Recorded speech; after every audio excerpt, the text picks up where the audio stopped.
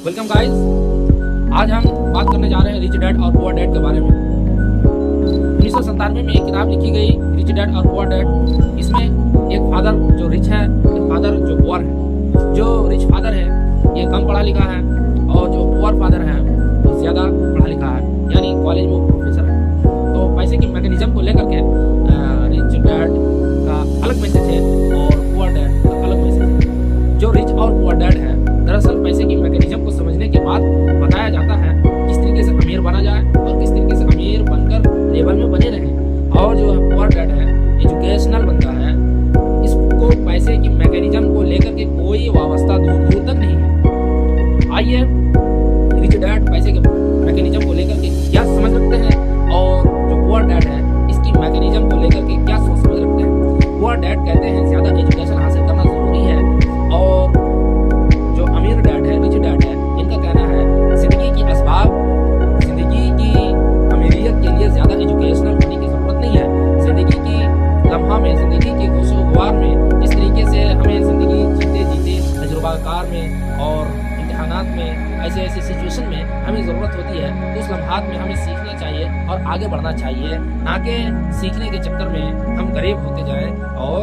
पैसे की मैकेनिज्म को समझने में दूर रखा जाए। कुछ स्टेप हम बताते हैं, हमारे वीडियो के साथ आप जुड़े रहें क्योंकि पैसे की मैकेनिज्म को कहीं बताया नहीं जाता है। आज हम आपको बताएंगे पैसे की मैनेजमेंट हमारे बच्चों के दिलो दिमाग में किस तरीके से बैठाया जाए और पैसे को इन्वेस्ट किस तरीके से किया जाए और क्या वो पॉइंट है, क्या वो बातें हैं जो अमीर अमीर होते चले जाते हैं और गरीब गरीब होते आ रहे हैं। इन पॉइंट के बारे में बात करने से आपको बताते हैं कि हमें बेसिक जो नॉलेज है वो बेसिक नॉलेज लेने के बाद पैसे की मैनेजमेंट हमारे दिलो दिमाग में, हमारे माइंड में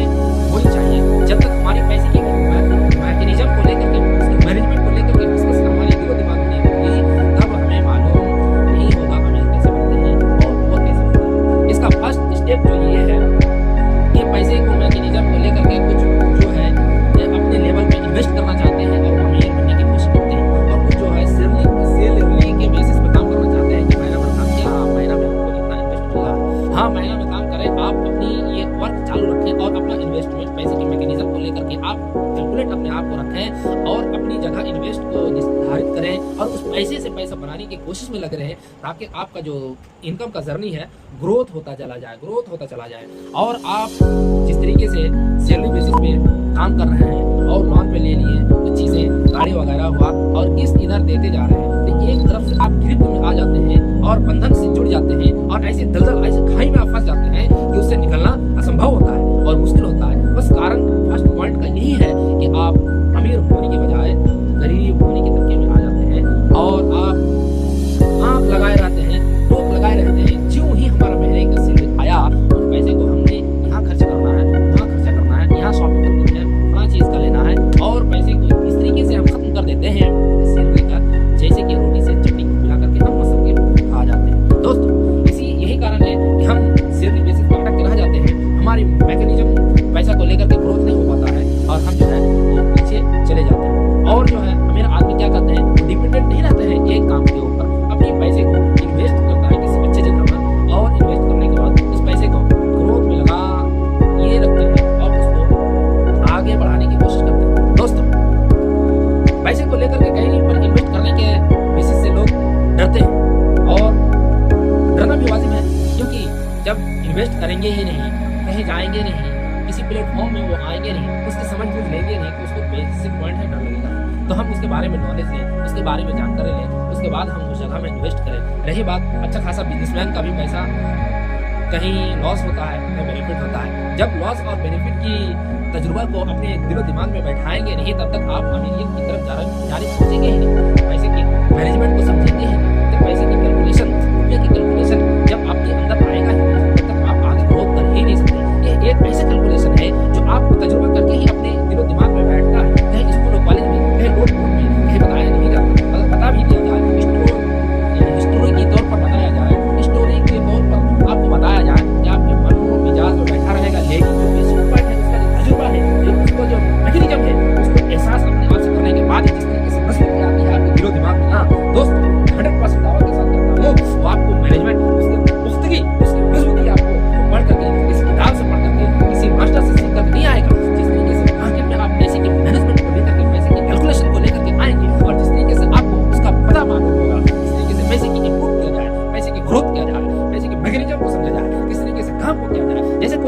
और आप एक फ्रेंचाइज लेते हैं, उस फ्रेंचाइज को ग्रोथ में लगाते हैं, उस ग्रोथ में लगाने के बाद कभी कभी हमारा बिजनेस जो है लोकलिटी मारता है, कभी कभी हमारा डाउन हो जाना होता है, हमारे लॉस लगता है। जो एक कैलकुलेशन रिच डैड होता है, इस रिच डैड को पैसे की मैकेनिज्म को समझने के बाद कभी कभी उसको लॉस भी लगता है, कभी कभी मुनाफे भी लगता है। यही एक खासियत है जो अमीरियत की जानिब लेके जाता है। दोस्तों, जो गरीब फादर है वो पैसे की कैलकुलेशन को लेकर के बड़ी ही जबरदस्त तरीके से गांठ बांध के रखते हैं कि इधर ना लगाओ उधर ना लगाओ। जिस तरीके से वो उसकी दिमाग, उसकी पैसे की मेंटलिटी वही मुसीबत कर रह जाती है। और जो रिच डैड है पैसे की कैलकुलेशन को बहुत दूर तक लेके जाते हैं। जिस तरीके से 100 रुपए की बिजनेस को लेकर के किस तरीके से हमें 150 तक लेके जाना है, 150 रुपए की बिजनेस को लेकर के किस तरीके से हमको 200 रुपए तक लेके जाना है, किस तरीके से 200 रुपए की बिजनेस को लेकर के 250 रुपए में लेके जाना है, किस तरीके से 250 रुपए की बिजनेस को लेकर के हमें 300 रुपए तक लेके जाना है। इस तरीके से उसका कैलकुलेशन जो है तो बढ़ते ही जाता है। एक रिच डैड क्या करता है, पैसे कमाने के लिए मार्केट में छोड़ता है, और पुअर डैड क्या करता है, उस पैसे से पैसा बनाने के बारे में नहीं सोचता, बल्कि उसी जो महीना के बेसिस पे वर्क कर रहा होता है उसी के ऊपर वो डिपेंडेंट रहता है। बेसिक पॉइंट यही है दोस्तों।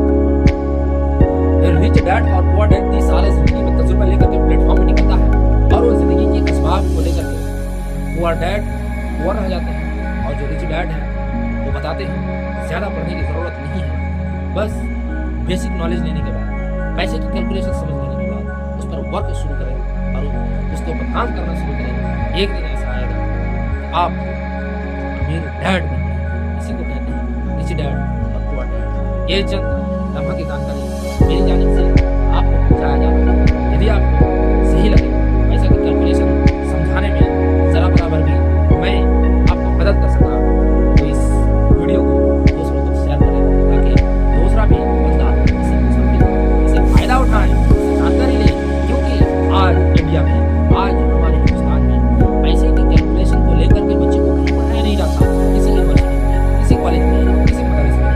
किसी भी डिपार्टमेंट में नहीं, किसी बयाबान में नहीं, किसी जगह में नहीं, किसी जगह में नहीं। आप एक बार किसी दुकान में चले जाएं और उस बिजनेसमैन के बच्चे की कैलकुलेशन को देखें,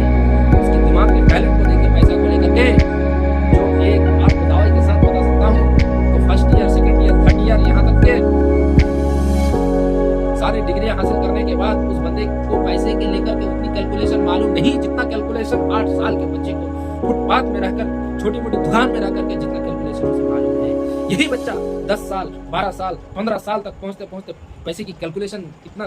कंठस्थ, इतना मेंटलिटी मजबूत हो जाएगा कि 30 साल तक पहुंचते पहुंचते जितना हम डिग्रियां हासिल करने के लिए इन्वेस्ट कर देते हैं और खर्च करते हैं, हम ये नहीं कह रहे कि डिग्रियां हासिल करना गलत है, बल्कि डिग्रियां हासिल करके बैठ जाना गलत है, उस पर काम नहीं करना गलत है। बिना डिग्री का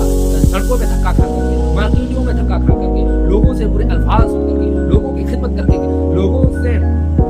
इस तरीके से काम किया जाता है, होटलों में प्लेटें साफ करके पैसे को लेकर के कैलकुलेशन उसका बंदे का इतना मजबूत होता है जो बचपन से मार्केटिंग बेसिस पे लगा हुआ रहता है। दोस्तों, ये डिग्री होल्डर उस बंदे का मुकाबला नहीं कर सकता, क्योंकि पैसे लेकर के उसका कैलकुलेशन इतना मजबूत हो जाता है कि हम अपने समाजों में, हम अपने मुआशरे में, हम अपने इलाकों में देखते हैं कि अच्छा खासा डिग्री होल्डर बंदा जो पैसों को लेकर के उसका कैलकुलेशन, उसके माइंड, दिलो दिमाग में कुछ भी नहीं है, और ये एक अनपढ़, बिना पढ़ा लिखा, 2 4 5 क्लास तक पढ़ा लिखा का बंदा उसका दिलो दिमाग में पैसे की कैलकुलेशन लेकर के इतना जबरदस्त है, इतनी मोटिव है, इतनी मोटिवेट करके मार्केट में पहुंचाने की कोशिश में लगे रहते हैं। दोस्तों, यही होता है रिच डैड और पुअर डैड, जो एक अमीर होता जाता है, एक गरीब होता जाता है। गरीब होने की एक पॉइंट और भी ये है, पैसे की कैलकुलेशन लेकर के वो आगे की तरफ नहीं, बल्कि वो खर्च कर देंगे। कुछ पैसा आया, सैलरी आए, हाँ एक मोबाइल ले लेते हैं, किस्त में मोबाइल ले लिया और वो किस्त में डूब गया। ये नहीं कि 10,000 लेकर के हम कहीं इन्वेस्ट करें, उस 10,000 से हमारा 12,000 कैसे बने, उस 12,000 से हमारा 15,000 कैसे बने, उस 15,000 से हमारा 100,000 कैसे बने, 1 लाख कैसे बने। इस कैलकुलेशन को लेकर के हम नहीं आते हैं, बल्कि हमारे पास जो 1 लाख है, इससे हम कुछ गाड़ियां खरीद लेते हैं और उसकी किस्तों में हम डूब जाते हैं। यही हमारे साथ ये मोबाइल हमारी जाने के लिए। अगर वीडियो अच्छी लगी हो तो आप लाइक करें, सब्सक्राइब करें हमारे चैनल में।